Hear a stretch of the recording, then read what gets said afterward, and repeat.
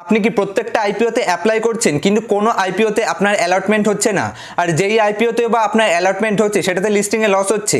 যদি আপনার সাথে এরকমটা হয়ে থাকে তাহলে এই ভিডিওটি পুরো দেখবার পরে আপনার জীবনে কোনোদিন কোনো আইপিও থেকে লস হবে না, একদম গ্যারান্টি।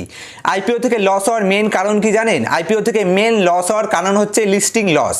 আর ইন্ডিয়াতে টোটাল যে পরিমাণ আইপিও লিস্ট হয় তার মধ্যে 50% আইপিও ওভার ভ্যালুড হয়ে থাকে।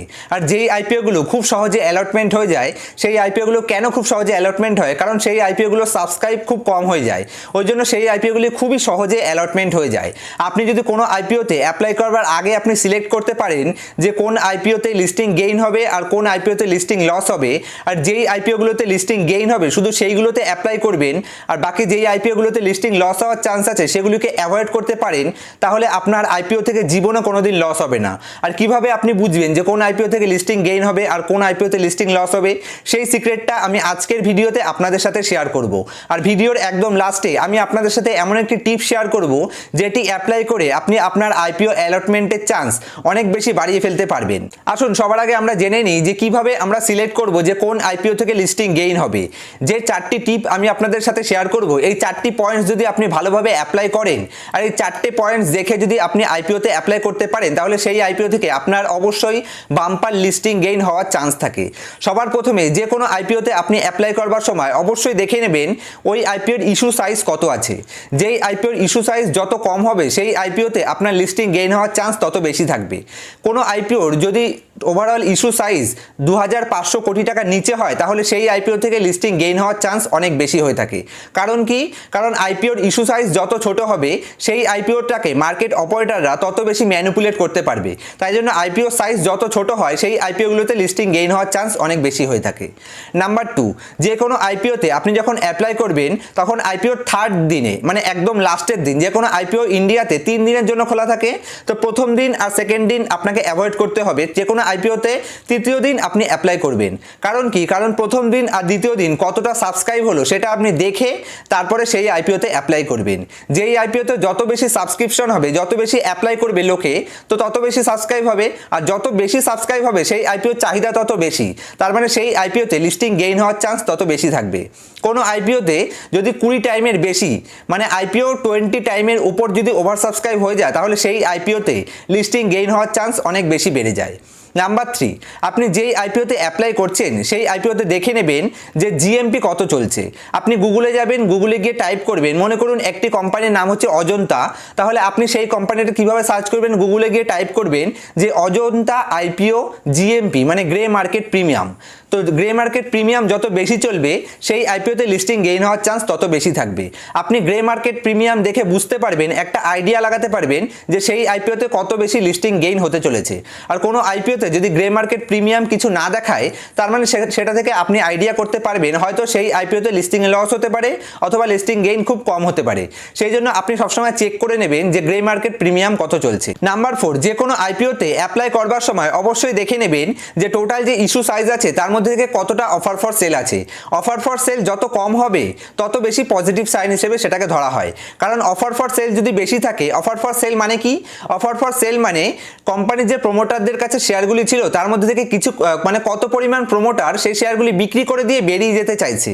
আর কোনো কোম্পানির আইপিওতে যদি অফার ফর সেল বেশি থাকে তার মানে কোম্পানির প্রমোটার নিজেই কোম্পানি ছেড়ে বেরিয়ে যেতে চাইছে। আর যেই কোম্পানির প্রমোটারের কোম্পানির উপর ভরসা নেই সেই কোম্পানিতে মানে অফার ফর সেল যত বেশি থাকবে তার মানে সেটা নেগেটিভ সাইন হিসেবে ধরা হবে। তার মানে প্রমোটার নিজেরাই সেই কোম্পানি ছেড়ে বেরিয়ে যেতে চাইছে। আর কোনো কোম্পানিতে যদি গ্রোথ পোটেনশিয়াল বেশি থাকে, কোম্পানির যদি প্রফিট গ্রোথ স্টোরি ভালো থাকে, তাহলে কোনো সময় সেই কোম্পানির প্রমোটার সেই মানে অফার ফর সেল আনবে না, তার মানে কোম্পানির শেয়ার বিক্রি করে দিয়ে বেরিয়ে যেতে চাইবে না। আর কোনো কোম্পানিতে ফ্রেশ ইস্যু যত বেশি থাকবে, ফ্রেশ ইস্যু মানে কি? ফ্রেশ মানে হচ্ছে যতটা পরিমাণ আইপিও আনছে, মনে করুন 100% যদি ফ্রেশ ইস্যু হয় তার মানে যেই পরিমাণ টাকাটা মার্কেট থেকে ওঠানো হচ্ছে পুরো টাকাটাই কোম্পানির কোনো ভালো কাজের জন্য, হয়তো কোনো নতুন প্রজেক্ট চালু করার জন্য বা কোম্পানির ডেট ক্লিয়ার করার জন্য আনা হচ্ছে, সেটাকে বলা হয় ফ্রেশ ইস্যু। তো ফ্রেশ ইস্যু যত বেশি হবে আর অফার ফর সেল যত কম হবে তত ভালো হিসেবে ধরা হয়। তাই জন্য সবসময় আইপিওতে অ্যাপ্লাই করার সময় দেখে নেবেন যে ফ্রেশ ইস্যু কত বেশি আছে আর অফার ফর সেল কত কম আছে। আর এই চারটে পয়েন্টস যদি আপনি ভালো করে ফলো করে কোনো আইপিওতে অ্যাপ্লাই করেন তাহলে আইপিও থেকে আপনার জীবনে কোনোদিন লস হবে না। হয়তো এরকম হতে পারে যে বেশিরভাগ আইপিও হয়তো কোনো আইপিও আপনার অ্যালটমেন্ট হবে না, বেশিরভাগ 50% আইপিও আইপিওতে আপনার অ্যালটমেন্ট হবে না, কিন্তু যেই আইপিওতে আপনার অ্যালটমেন্ট হবে সেই আইপিও থেকে আপনার বাম্পার লিস্টিং গেইন হওয়ার চান্স থাকবে। সেই জন্য সবসময় এই 4টে পয়েন্টস দেখবেন, আর এই 4টে পয়েন্টস যদি আপনার ফেভারে থাকে তাহলে সেই আইপিওতে আপনি চোখ বন্ধ করে অ্যাপ্লাই করতে পারেন, বাম্পার লিস্টিং গেইন হবে সেই আইপিওতে। আসুন এবার আমি আপনাদের কিছু লাইভ এক্সাম্পলের মাধ্যমে বোঝানোর চেষ্টা করি, মানে যেগুলো দেখে আপনারা খুব সহজে বুঝতে পারবেন যে এই পয়েন্টসগুলো যদি আপনি ভালো করে ফলো করে কোনো আইপিও থেকে অ্যাপ্লাই করেন তাহলে আপনার বাম্পার লিস্টিং গেইন হওয়ার থেকে কেউ আপনাকে আটকাতে পারবে না। আসুন সেই জন্য আমি আপনাদের মোবাইল স্ক্রিনের উপর নিয়ে যাই। দেখুন এখানে আমি আমার গ্রো অ্যাপ্লিকেশনটি ওপেন করেছি, আর আইপিও সেকশানে আমি আপনাদের বোঝানোর চেষ্টা করি যে কিভাবে আপনি বুঝতে পারবেন কোন আইপিও থেকে বেশি লিস্টিং গেইন হতে পারে। দেখুন আমরা যদি এক এক করে দেখা শুরু করি তাহলে যেই আইপিওগুলো লিস্টিং হয়ে গেছে সেই আইপিওগুলোতে যেগুলোর ইস্যু সাইজ 2500 কোটি টাকার কম আমি বলেছিলাম, তো দেখুন এইখানে ইস্যু সাইজ হচ্ছে 680 কোটি টাকা এজিএস ট্রানসেট, কিন্তু এটাতে লিস্টিংয়ে লস হয়েছে। কেন লস হয়েছে? কারণ এটাতে সাবস্ক্রাইব হয়নি। দেখুন এখানে মাত্র 3 টাইম সাবস্ক্রাইব হয়েছে, আর কিউআইবি কত হয়েছে 2 টাইমস, আর এনআইআই কত হয়েছে 25.61 গুণ। যেহেতু সাবস্ক্রিপশন রেট কম আছে সেই জন্য এখানে লিস্টিং গেইন হয়নি। আমরা ব্যাকে চলে যাই, আবার যদি আমরা এখানে দেখি, দেখুন আমরা যদি আমরা সুপ্রিয়া লাইফ সায়েন্স দেখি, দেখুন এটার ইস্যু সাইজ 700 কোটি টাকা, ফার্স্ট ক্রাইটেরিয়াটা পূরণ হলো। এটার সাবস্ক্রিপশন রেট কত আছে? দেখুন এটা অনেক বেশি সাবস্ক্রাইব হয়েছে। Retail individual investor 56.1 time subscribe হয়েছে, এনআইআই কত হয়েছে 161.22 টাইম, আর কিউআইবি কত হয়েছে 31.81 টাইম সাবস্ক্রাইব হয়েছে। যেহেতু এটা সাবস্ক্রাইব অনেক বেশি হয়েছে, আর আপনার যদি গ্রে মার্কেট প্রিমিয়াম দেখেন তাহলে গ্রে মার্কেট প্রিমিয়ামও সাপোর্ট করছিল, তাই জন্য এটা অনেক বেশি লিস্টিং গেইন দিয়েছে। আমরা যদি ব্যাকে চলে আসি তাহলে আপনারা দেখতে পারবেন যে সেকেন্ড হচ্ছে ডেটা প্যাটার্ন। এটা 588 কোটি টাকার ইস্যু সাইজ ছিল, ইস্যু সাইজ ঠিক আছে কম, আবার এটা লিস্টিং গেইন অনেক বেশি দিয়েছে, তার মানে নিশ্চয়ই এটার ওভার সাবস্ক্রাইব হয়েছিল। দেখুন আপনারা স্ট্যাটাসে গেলে দেখতে পাবেন এখানে 23 গুণ retail individual investor over subscribe করেছিল, আর এনআইআই কত করেছিল 254 গুণ, আর কোয়ালিফাইড ইনস্টিটিউশন বায়াররা কত করেছিল 190 গুণ। এটা ওভার সাবস্ক্রাইব হয়েছিল, আবার ইস্যু সাইজও কম আছে, গ্রে মার্কেট প্রিমিয়ামও ভালো ছিল, তাই জন্য এটা থেকে আমাদের লিস্টিং গেইন খুব ভালো দিয়েছে। আবার যদি আমরা আরও 2-3টে দেখি তাহলে আপনি দেখতে পাবেন ম্যাপ মাই ইন্ডিয়া 1000 কোটি টাকার আইপিও ছিল, লিস্টিং গেইন 51%, আর এটা যদি সাবস্ক্রিপশন রেট দেখি তাহলে আপনারা দেখতে পাবেন যে নন ইনস্টিটিউশনাল ইনভেস্টররা 400 গুণ মানে 400 টাইম ওভার সাবস্ক্রাইব হয়েছিল, আর কোয়ালিফাইড ইনস্টিটিউশনাল বায়াররা কত করেছিল 196 টাইম, রিটেল ইন্ডিভিজুয়ালরা 15.20 টাইম ওভার সাবস্ক্রাইব হয়েছিল, আর গ্রে মার্কেট প্রিমিয়ামও খুব ভালো চলছিল, সেই জন্য এটা খুব ভালো লিস্টিং গেইন দিয়েছে। আমরা আরও 2-3টে আপনাদের দেখানোর চেষ্টা করি। দেখুন এখানে যদি আমরা সিআরএম প্রপার্টিসে দেখি তাহলে এখানে কিন্তু খুব কম ইস্যু সাইজ ছিল, আর এটা লিস্টিংয়ে লস হয়েছে 23.73% লিস্টিংয়ে লস হয়েছে। কেন হয়েছে? কারণ এটাতে সাবস্ক্রিপশন রেটটা খুবই কম। আপনারা দেখুন এমপ্লয় 1%, কিউআইবি কত হয়েছে 1%, নন ইনস্টিটিউশনাল ইনভেস্টর কত 4 টাইম, আর রিটেল ইন্ডিভিজুয়াল ইনভেস্টররা 12 টাইম সাবস্ক্রাইব। তার মানে সাবস্ক্রিপশন রেট যেহেতু কম আছে আর গ্রে মার্কেট প্রিমিয়ামও খুব কম ছিল, সেই জন্য এটাতে লিস্টিংয়ে লস হয়েছে।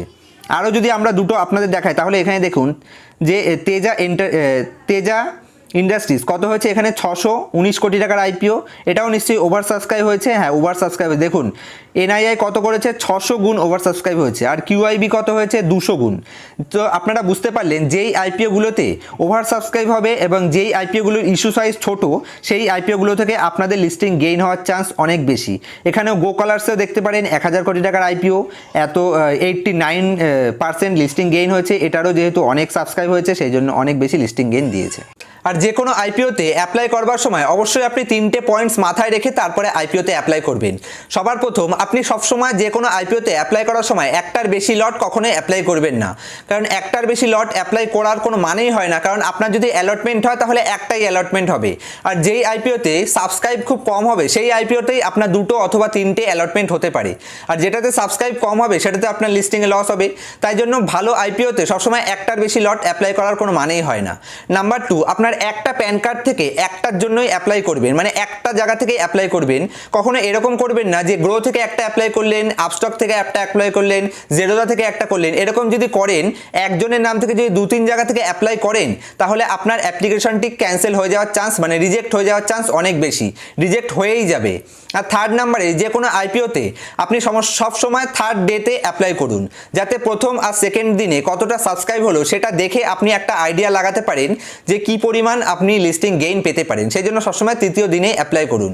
আর আমি যে বলেছিলাম ভিডিও লাস্টে আমি আপনাদের একটা টিপ শেয়ার করব, যেটা অ্যাপ্লাই করে আপনারা অ্যালটমেন্টের চান্স অনেক বেশি বাড়াতে পারবেন।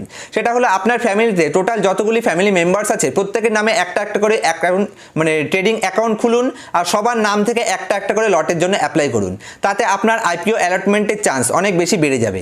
এছাড়া আজ পর্যন্ত পৃথিবীতে এমন কোনো টিপ বা কোনো রকম নিয়ম নেই যেটা অ্যাপ্লাই করে আপনি অ্যালটমেন্টের চান্স বাড়াতে পারবেন।